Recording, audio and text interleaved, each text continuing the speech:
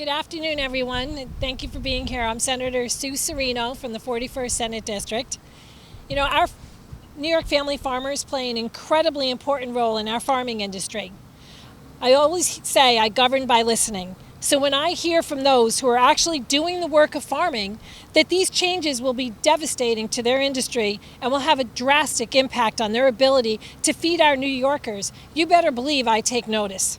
What Albany politicians and the unelected bureaucrats on the Farm Labor Wage Board don't understand is that farming industry is vastly different from the corporate world. Farmers have seasons of harvesting that demand long hours and weekends of labor, while the same work isn't available during other months. By lowering the overtime threshold from 60 hours per week to 40 hours per week, farmers will not be able to afford overtime wages and will instead look to hire more workers to work less hours, a move that only hurts farm workers who are often working to support their families. If this change becomes a reality, we know that these workers will simply look to other states with more favorable policies and relocate. In talking with many family farmers, I know that oftentimes many workers come back to work the same farms year after year. If this advances, not only will that tradition end, but our farmers will struggle to find new workers to locate here. In January, the Farm Labor's Wage Board held multiple public hearings where hundreds of farmers spoke out against lowering the overtime threshold. Farmers explained that they would lose their livelihoods if this became law. Can you imagine that? Lose their livelihoods.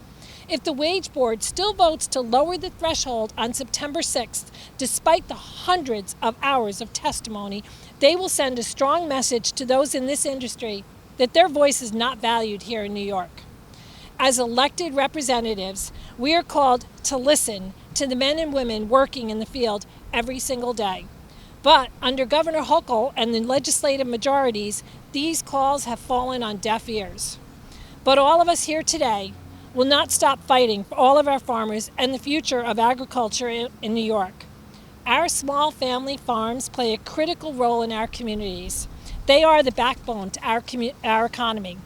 It is time for our state leaders to hear their calls, put an end to this misguided initiative, and start advancing policies that put our family farms first. Thank you. And now I'd like to introduce Senator Daphne Jordan. Thank you. Good afternoon. My colleagues, Senator Sue Serino and Assemblyman Jake Ashby and Chris Tague, and I thought it so very important that we give yet another shout out to the Farm Laborers Wage Board and Commissioner Reardon in advance of their September 6th meeting. During this meeting, the Farm Laborers Wage Board will vote to advance their final report and recommendations on the overtime threshold for farm laborers. I'm Senator Daphne Jordan, representing the current 43rd Senate District, which includes all of Columbia County, the eastern half of Saratoga County, a tad of Washington County, and most of Rensselaer County, where we are right now at Dutch Hollow Farm. There were 440,000 acres of farmland in this Senate district when I became senator in 2019. I personally know of farms that have dried up and closed up since then. And I know of more that won't be able to make it economically if the overtime threshold is decreased from the current 60 hours to 40 hours. There's a grave misconception among the downstate interests that push for the lower threshold in comparing farming to the standard 40-hour work week and overtime pay in manufacturing and other industries. You see, in farming, you gotta make hay while the sun shines. For those of you that don't know, when you cut hay for feed, you've got to put in as many man-hours as it takes to bale that hay and store it away before it rains, because then it loses its nutrients and is consequently no good. That saying holds true for planting seeds and harvesting fruits and vegetables.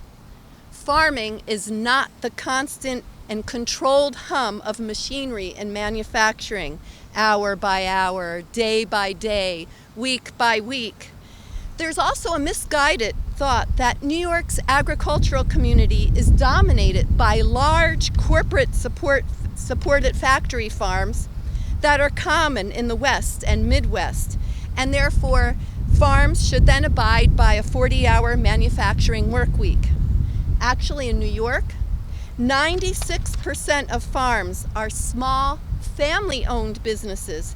These small family farms ensure quality products to nourish New Yorkers, and also they drive the economies of rural communities.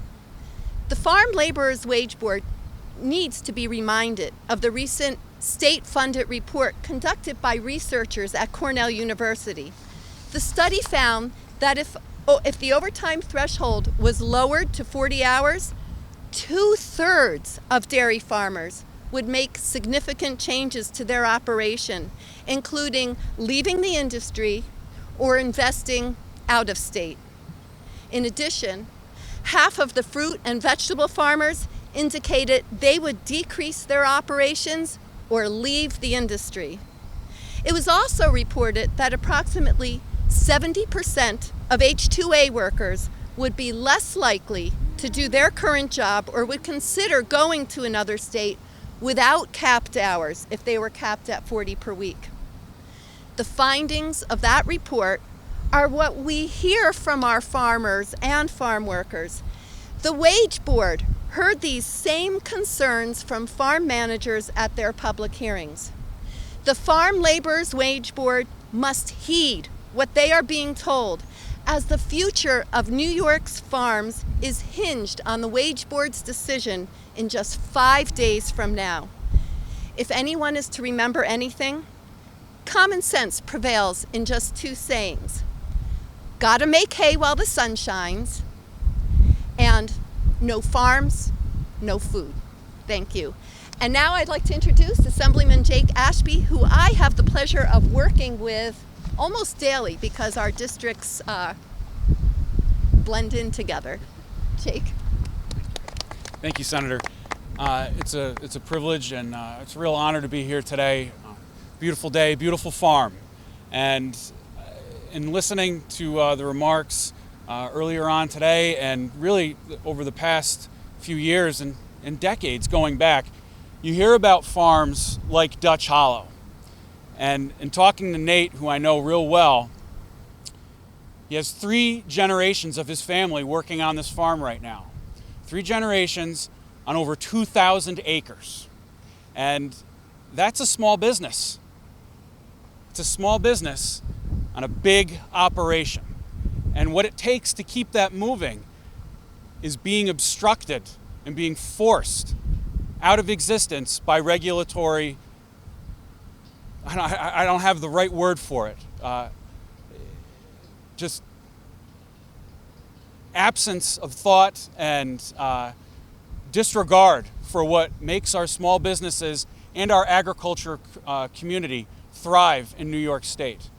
And when people think about the people that work on farms, it's not just people that are dedicated to the farm. They're teachers, they're mechanics, they're small business owners outside of the farm. And when you force them to look elsewhere for labor and comply with a 40-hour work week, it makes it inconceivable on how farms like this are going to thrive. I don't see a way around it. The governor and the legislature needs to come back and they need to reconsider this. And unfortunately, it's been a trend over the last few years with one-party rule where the legislation is passed and there's been no reconciliation. It's been our way or the highway. Well, as we've seen recently and in the past, a lot of people are taking the highway. And it would be a shame, a real shame, to see our farmers and their small businesses take the exodus and take that route like so many other former New Yorkers. I really hope that our plea is heard. I hope that this call is heard by the governor and the legislature. Families like the Chittinens, I don't know how far they go back, it's got to be at least 6 or 7 generations that have worked this land, have been here and provided for our communities in ways that go unnoticed for so long. And we need to do all we can to ensure their survival and the survival of our communities by keeping them here. It's my great privilege to introduce America's Assemblyman, my friend, Chris Tague. I'm going to move your mics up a little bit if you don't mind. Well, good afternoon. My name's Assemblyman Chris Tague, and I approve this message. First, I want to make a couple mention. My good friend Brandon Gaylord is here with us today, and Brandon's a candidate here in Columbia County for the State Assembly, and County Executive Mark Molinaro from Dutchess County was hoping to join us today but had a commitment elsewhere. But I want you to know that all of us have been working on this cause since they made the decision in the legislature. And this is a bipartisan. This isn't just Republicans. Many of you know that Assemblywoman Carrie Warner and Assemblyman Billy Jones have both spoke out against this. And the fact that 70% of the workers said, no, we don't want this. If anybody watched the hearings, you saw the amount of people that testified that said, no, this is going to destroy agriculture in New York State. Even our lieutenant governor came out against this plan. So I don't know, must be he and the governor don't speak very often. But anyways, my friends, my folks, this is a real moment of truth for agriculture. Because I can't overstate just how serious of a threat this proposed overtime threshold reduction really is to our farmers. It's also very bad to our agribusinesses and our food security throughout the state. And most importantly, to the actual farm workers. Farmers have been put through a lot over these past few years and now face inflation of the likes we haven't seen in over 40 years. Costs of necessities such as feed, fuel, and fertilizer have skyrocketed. And if this threshold reduction is implemented, farmers are looking at having their labor costs increased by over 40%. I'm going to say that again, 40%. A November 2021 report by Cornell University found that if the lowered threshold is implemented, as Senator Jordan had mentioned, that 2/3 of the dairy farms would move out of milk production, and 1 out of every 4 fruit or vegetable farms would relocate their businesses outside New York. With that said, in addition to the devastating rural economies and imperiling countless multi-generational family businesses, this regulation would hurt the very group of people that it was intended to support. Our state's farm workers, that same Cornell study also found that if the overtime threshold of New York farm labor guest workers, 70% would not return to New York. They would instead seek work in other states. And what a lot of industry outsiders do not know about farm workers is that for many of them, they see the chance to work long hours as an opportunity to earn as much money as possible during the months when they work up here up north. This is to provide for themselves and their families. They want as much work as they can get, and if our farms can no longer offer opportunities like these to farm workers, these folks are going to go to other states. In a publication released recently by State Comptroller Tom DiNapoli, he stated that throughout the pandemic, agriculture proved to be one of the most resilient industries in our state, and one that helped rural communities make it through these difficult times. He discussed how important our farms were to ensure continued food security during a crisis, and the role that New York farmers played in putting food on the table for millions in our towns, villages, and cities across the state of New York. The fact of the matter is, our farms are an incredible asset to the communities of all kinds in hard times. We cannot afford to jeopardize their resiliency by lowering the threshold.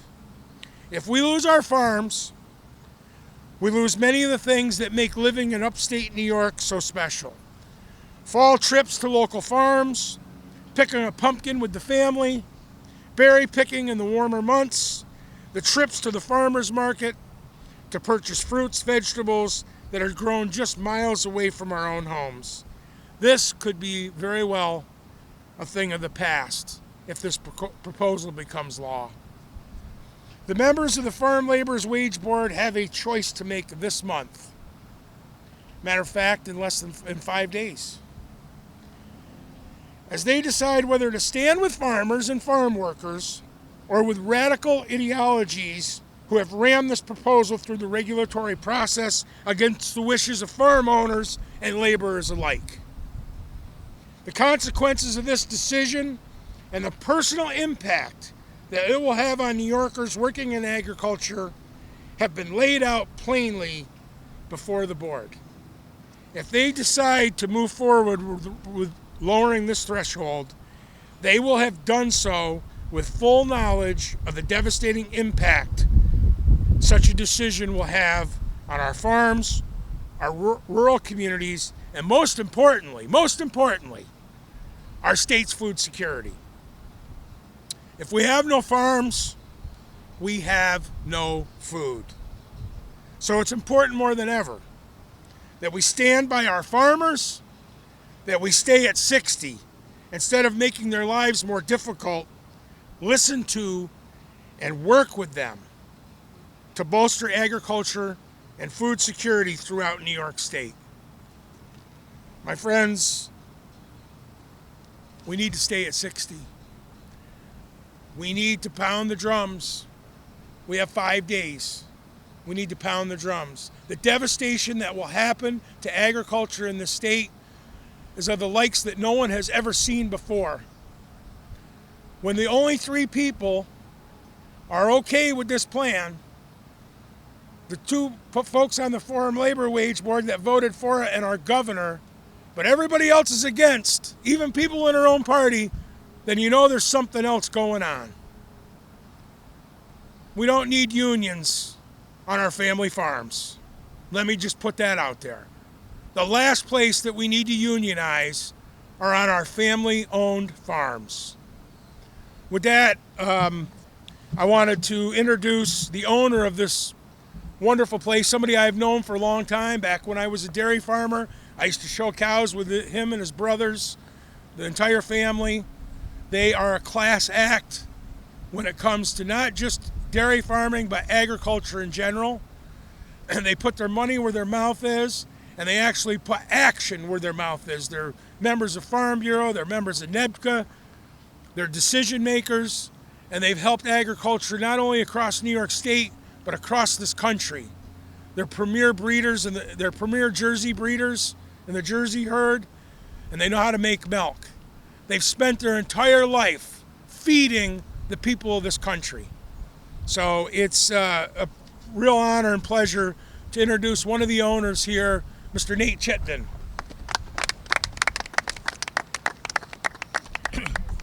Thank you very much.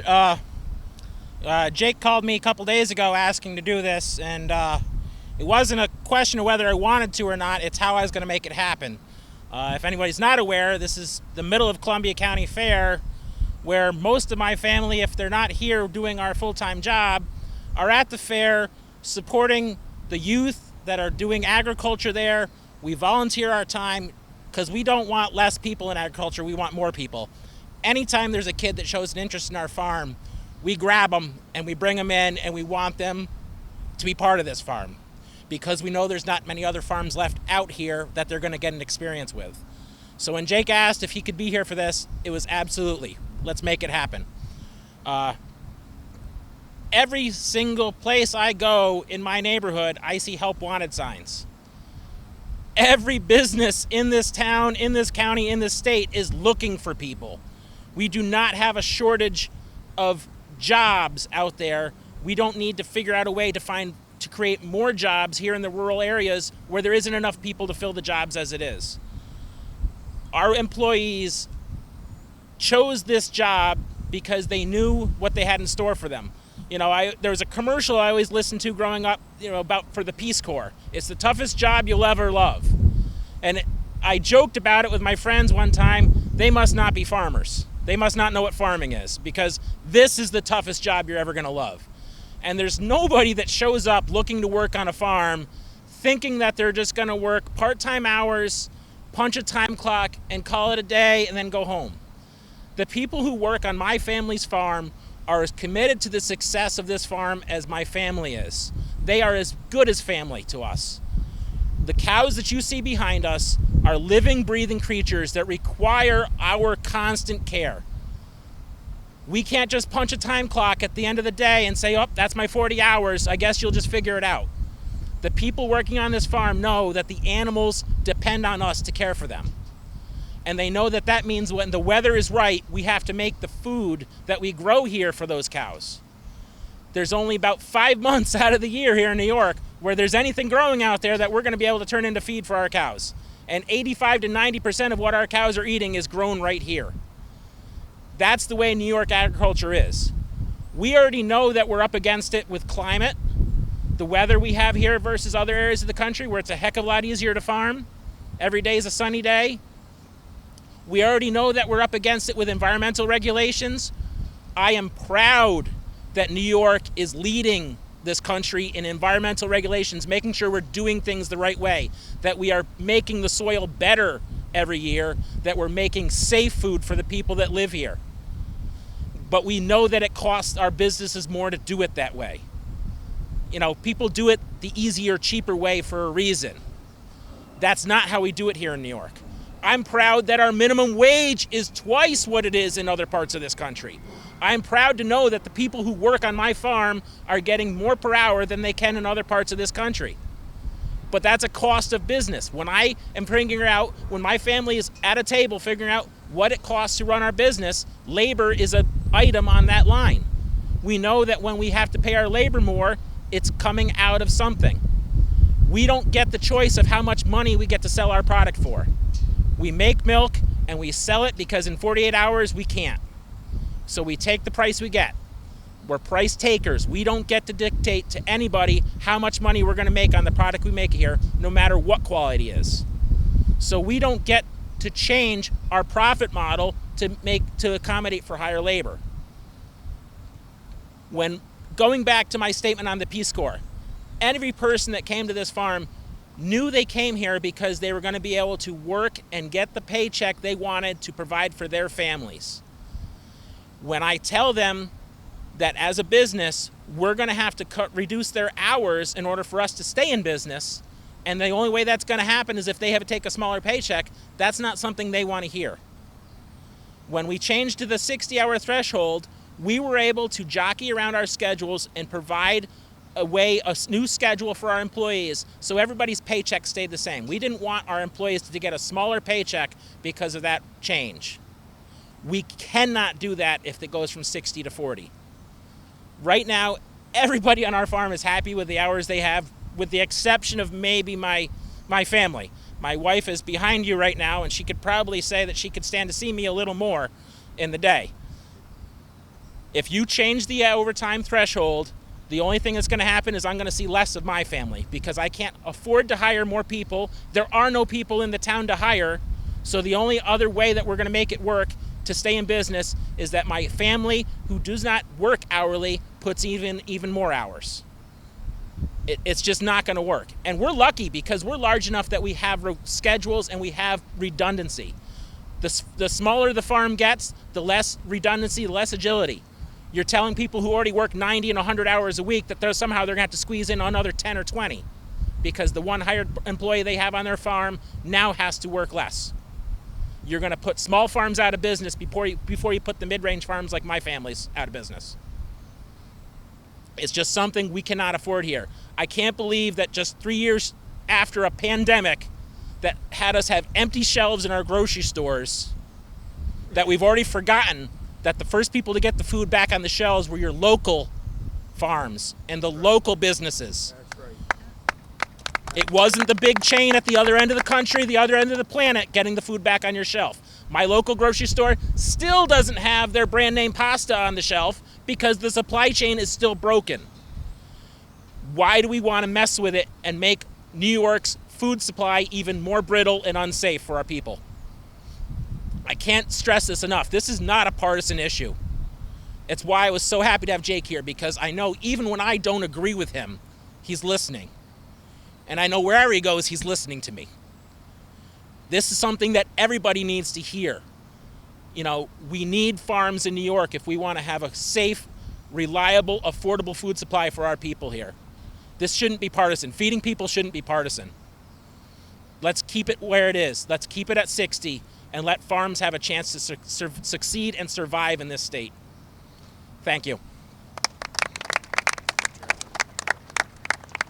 Okay, I'm going to close this out. Just, one thing I want folks to remember, that food security is national security.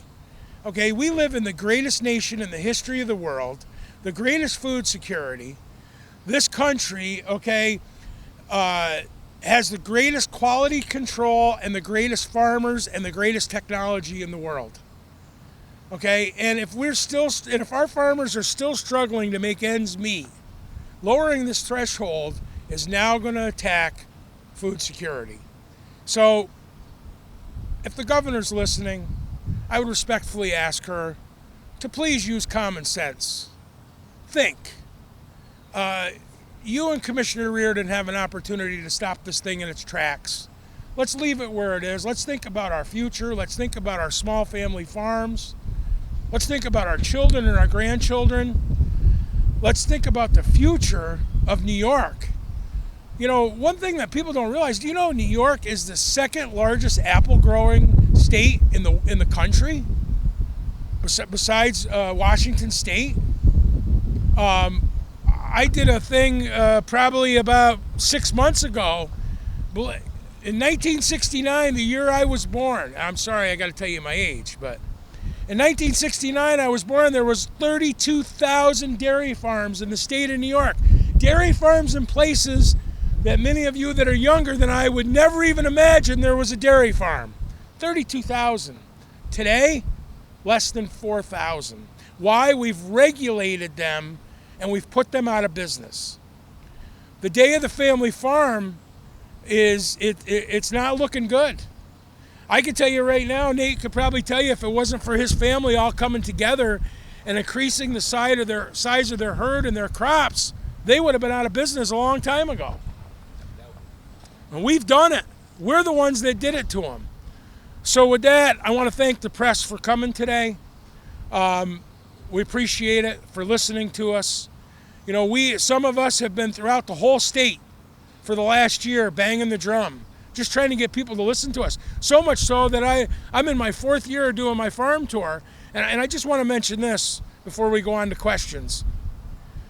Some of the legislators that were actually in favor of this are not now so much in favor of it, because I started taking them on a farm tour across the state of New York, and they realized that, you know what, you're right. Farming isn't like AT&T. It's a completely different thing. And they realized how tough it is.